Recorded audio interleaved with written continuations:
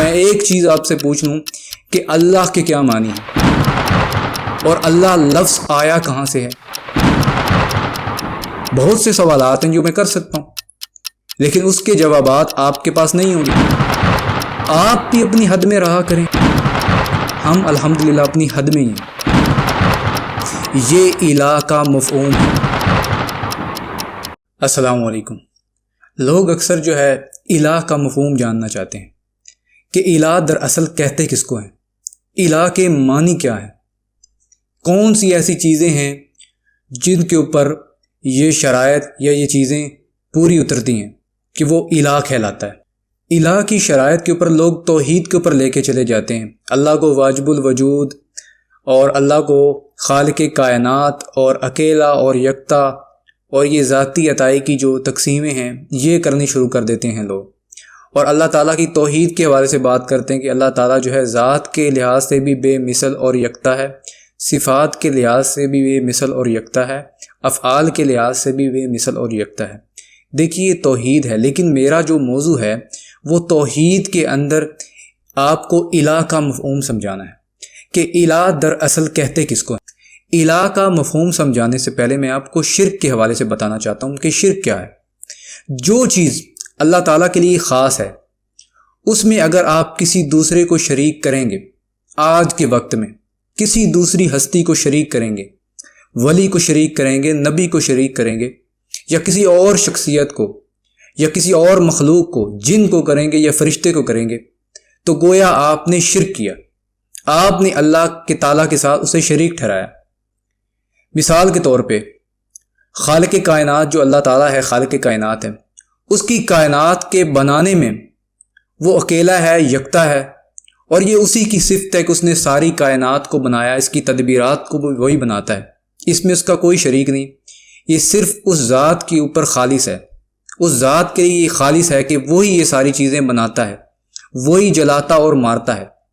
اب اس کے اندر اگر ہم کسی اور کو شریک کریں گے، کسی اور ہستی کو لائیں گے کہ اللہ تعالیٰ کے ساتھ کوئی اور بھی کائنات بنانے میں شریک تھا یا اس میں اس کا کوئی دخل تھا، اگر اس میں ہم کسی اور ہستی کو لائیں گے کہ ساری کائنات کے سارے معاملات میں اللہ کے ساتھ کوئی اور بھی انوالو تھا، اللہ کے ساتھ کوئی اور بھی سانجا تھا، تو یہ شرک کہلائے گا۔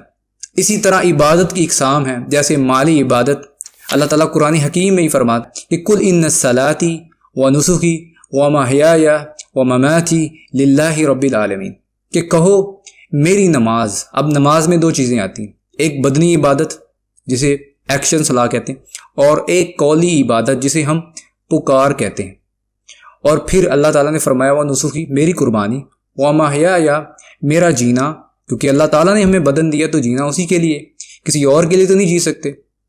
میں آپ کو کوئی چیز دیتا ہوں یا آپ کے ذمہ کوئی کام لگاتا ہوں، آپ کو رقم دیتا ہوں اور آپ کو کہتا ہوں کہ آپ جائیے بازار سے یہ چیز لائیے، میں نے رقم جس مقصد کے لیے دی تھی آپ نے اس کو اسی مقصد کے لیے استعمال کرنا ہے۔ تو یہ جو بدن ہے یہ اللہ تعالیٰ نے جس مقصد کے لیے دیا ہے اس کو اس طریقے سے استعمال کرنا ہے۔ یہ ہے اللہ کی کہ اللہ کو سپرد کر دینا ہے اپنا بدن، کہ میرا جینا، جو میری زندگی ہے جو تم نے مجھے بخشی ہے، میرا جینا، میرا مرنا للہ رب العالمین، یہ اللہ تعالیٰ کے لیے، یہ چیزیں رب العالمین کے لیے خالص ہیں، کہ وہی خالص ہے، وہی اس چیز کے لائق ہے کہ اس کے آگے جھکا جائے، بدن کو جھکایا جائے۔ اس آیت میں بھی یہ مدعا آتا ہے کہ اللہ تعالیٰ کی ذات ہی اس چیز کے اوپر لائق ہے، وہی قادر مطلق ذات لائق ہے کہ اس کے آگے جھکا جائے، اس کو پکارا جائے، اس کے نام کے اوپر نظر نیاز دی جائے، اس کے طریقے کے اوپر جو اس نے بتائے ہیں اپنے نبی کے ذریعے، جو اللہ تعالیٰ نے طریقے بتائے ہیں نبی اکرم صلی اللہ علیہ وسلم کو، اور جو ہدایات ہمیں دی ہیں اس کے ذریعے سے اپنی زندگی کو چلایا جائے، اور اس کے ساتھ اسی کے طریقے کے اوپر جو ہے موت کے وقت بھی ان عوامل کو کیا جائے جو اس نے اپنے نبی کے ذریعے ہمیں بتائے۔ اللہ تعالیٰ کو خالص طریقے سے پکارا جائے، اس کو خالص لے کے چلا جائے، جو چیز اس کی ذات کے لیے خالص ہے، جو اس کے لیے خالص ہے، جس کا لائق وہی ہے۔ جیسے آج کی ڈیٹ کے اندر سجدہ تعظیمی ہم کسی اور کو نہیں کر سکتے، ہم نماز کسی اور کے لیے نہیں پڑھ سکتے، ہم قربانی کسی اور کے لیے نہیں کر سکتے، ہم حج کسی اور کے لیے نہیں کر سکتے، ہم زکوٰۃ کسی اور کے لیے نہیں کر سکتے، ہم صدقہ کسی اور ہستی کو دکھا کے نہیں کر سکتے، یہ صرف اللہ کے لیے خالص ہے۔ اور اگر اس میں ادنا سا بھی آپ کسی کو بھی انوالو کریں گے تو وہ شرک کہلائے گا، وہ شرک ہوگا۔ یہ صرف ایک چھوٹے سے مدعے سے میں نے آپ کو ایک بات سمجھائی ہے، امید ہے آپ کی سمجھ میں یہ باتیں آ جائیں گی۔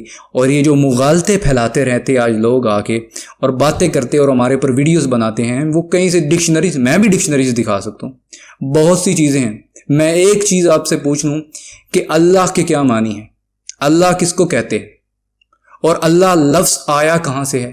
پہلی دفعہ کس نے اللہ بولا تھا؟ یا پچھلی قوموں میں بھی یہ لفظ موجود تھا؟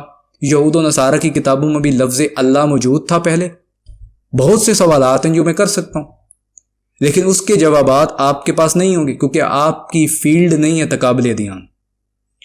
تو آپ بھی اپنی حد میں رہا کریں، ہم الحمدللہ اپنی حد میں ہی ہیں، جتنا اللہ تعالیٰ نے علم دیا۔ اور نبی اکرم صلی اللہ علیہ وسلم کی میں نے حدیث بھی سنائی تھی کہ بلغوا انی ولو آیا، کہ پہنچا دو خواہ ایک آیت ہی آتی ہو، تو ایک آیت بھی آتی ہے تو نبی کریم صلی اللہ علیہ وسلم کی حدیث کے مطابق میں بالکل ٹھیک طریقے سے چل۔ مسلمان، یہود و نصارہ، مشرکین سب اس بات کو مانتے تھے کہ زمین و آسمان کا مالک اللہ تعالیٰ ہے، زمین و آسمان میں جو رزق دینے والی ذات ہے وہ اللہ تعالیٰ کی ذات ہے، زمین و آسمان میں تدبیرات اللہ تعالیٰ کرتا ہے، زمین و آسمان میں جو ہے جو مردہ اور زندہ جو ہے، مردہ کو زندہ میں اور زندہ کو مردہ میں جو بنانے والی، کنورٹ کرنے والی ذات ہے وہ اللہ تعالیٰ کی ذات ہے۔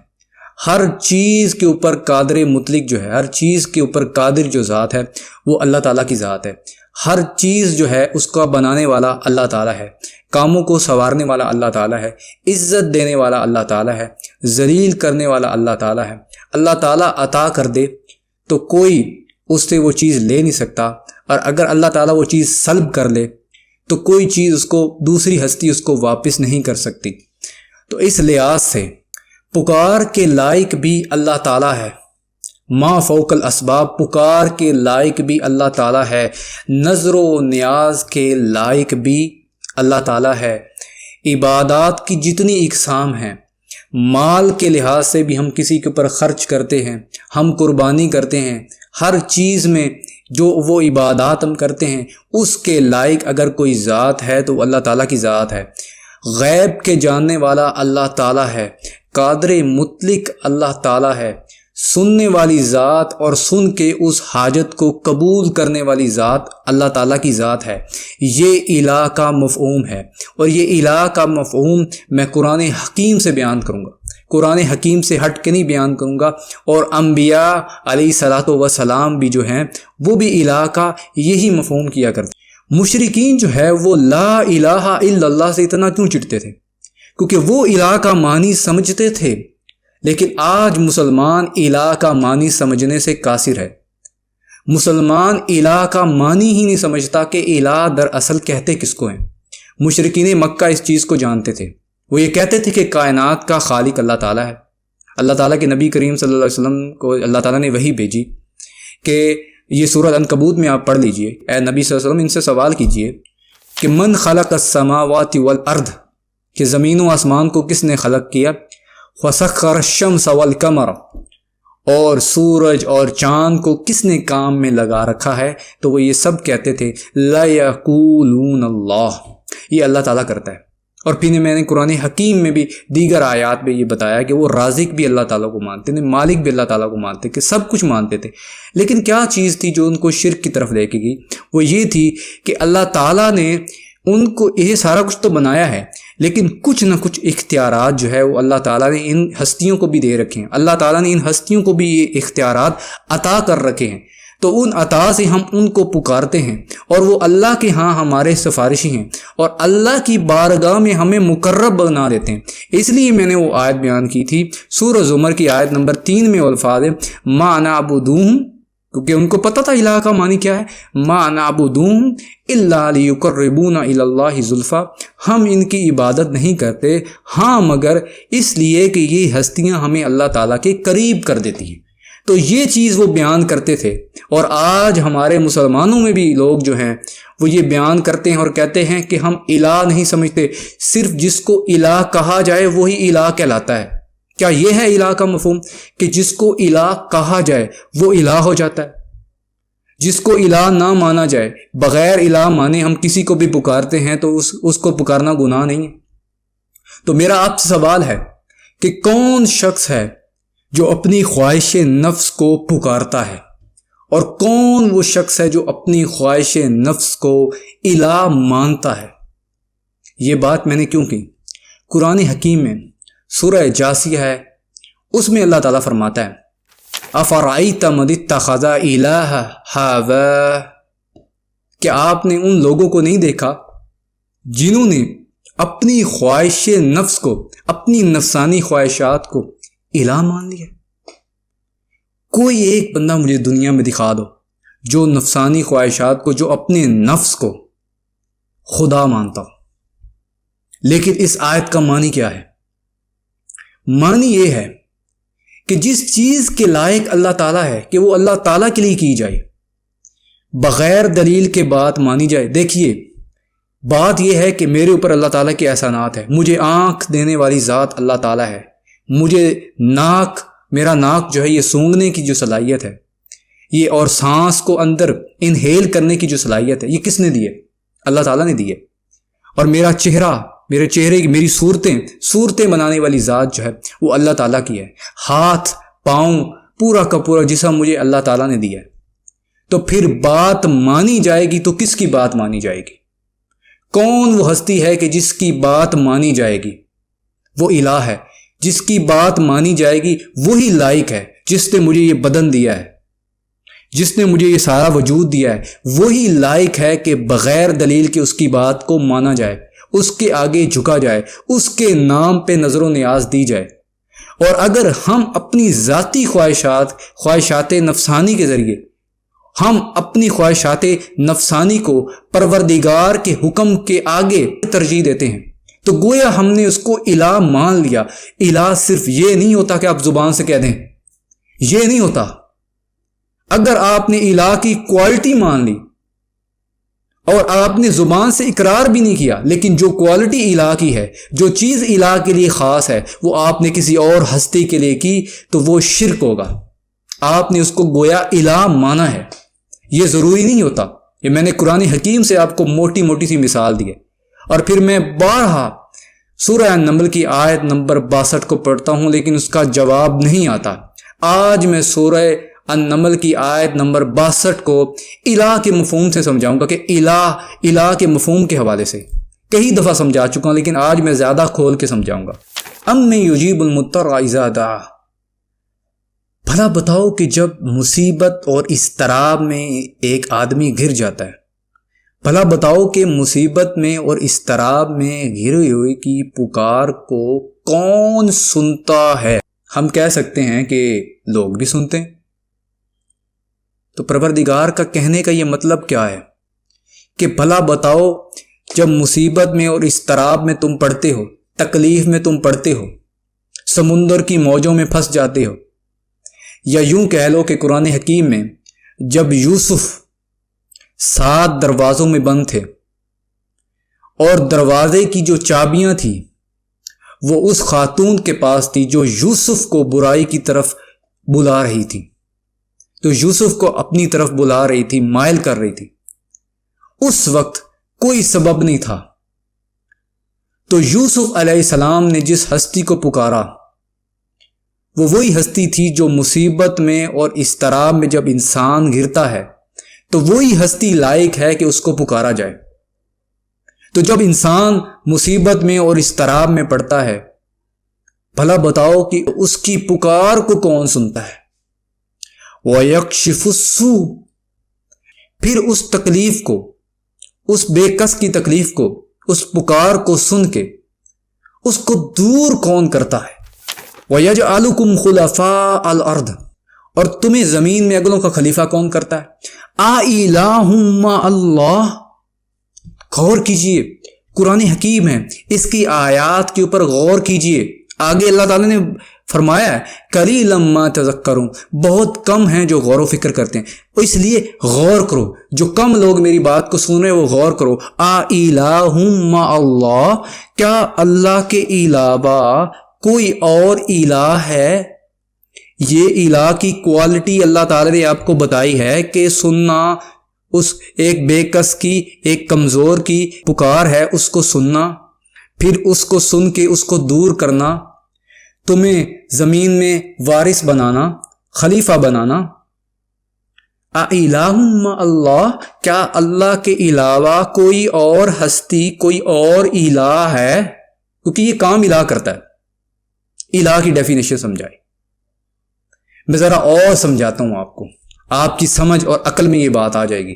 اللہ کا پیغمبر ہے یونس نبی علیہ الصلاۃ والسلام، اور مچھلی کے پیٹ کے اندر ہے، 3 اندھیروں میں ہے۔ ایک اندھیرا رات کا، ایک اندھیرا سمندر کی گہرائیوں کا، سمندر کی تہہ کا، اور تیسرا اندھیرا مچھلی کے پیٹ کا۔ تو یونس علیہ السلام کو تو سب سے پہلے یہ کہنا چاہیے کہ پکار کو سننے والی ذات تو اللہ تعالیٰ کی ہے۔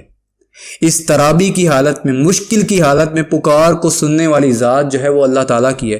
مجھے مشکل سے نکالنے والی ذات اللہ تعالیٰ کی ہے، بگڑی بنانے والی ذات اللہ تعالیٰ کی ہے، مشکل کشا ذات اللہ تعالیٰ کی ہے، حاجت روا ذات اللہ تعالیٰ کی ہے۔